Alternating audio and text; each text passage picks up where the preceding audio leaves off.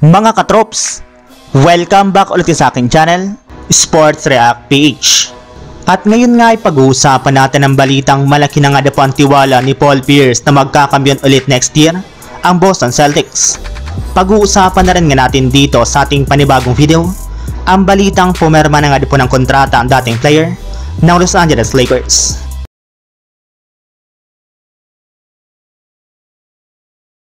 Sa pagiging sobrang dominante nga po mga katrops ng lineup ng Boston Celtics last year simula sa regular season, playoffs, at maging sa NBA Finals ay hindi na nga po nakapagtataka bakit malaki ang tiwala ng ESPN na maunguna ulit ito sa standings ng Eastern Conference at madidepensahan nga po nilang kanilang kampiyonato sa susunod na season.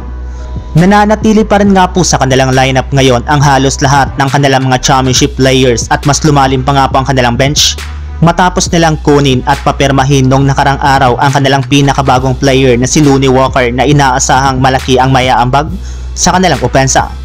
Kaya dahil nga po sa napakagandang move na ginawang ito ng front office ng Boston Celtics, ay nagsisimulan na naman nga pong mag-ingay sa social media ang kanilang dating superstar na si Paul Pierce matapos nitong sabihin sa isang podcast na malaki na nga po ang kanyang tiwala ngayon na magbaback-to-back champion na nga po talaga ang Boston Celtics sa susunod na season. Samantala, punta naman tayo sa ating sunod na pag-uusapan sa balitang pumirma na nga po ng kontrata ang dating player ng Los Angeles Lakers.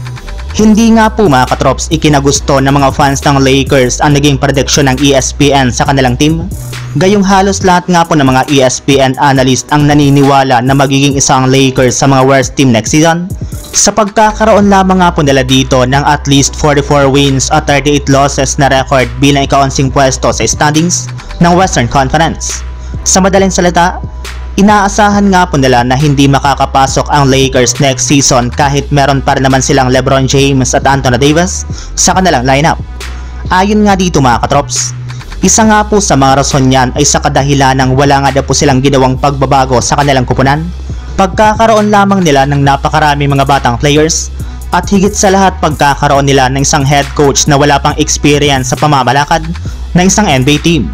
At maliban nga po mga katrops sa mga fans ng Lakers, hindi rin naman nga po ikinatuwa ni Anthony Davis at LeBron James ang pag-disregard sa kanila ng ESPN, since kahit man nga po parte pa sila ng Lakers ay wala pa rin nga pong tiwala ang mga ito. Kaya wala rin naman nga po sila ditong magagawa kundi patunayan sa media na makakapasok pa rin sila sa top 10 ng West next season at makakabalik pa rin sila sa playoffs. At bago nga po tayo mga katrops magtapos, ayon nga po sa pinakahuling inilabas na balita ngayong araw, pumirma na nga po ang dating center ng Lakers na si Ivica Zubac ng 3-year $58.6 million contract extension para sa Los Angeles Clippers.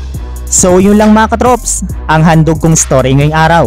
Sana nag-enjoy kayo, please like and subscribe my YouTube channel, Sports React PH, para sa iba pang story at update patungkol sa NBA. Kita-kits muli sa ating susunod na video.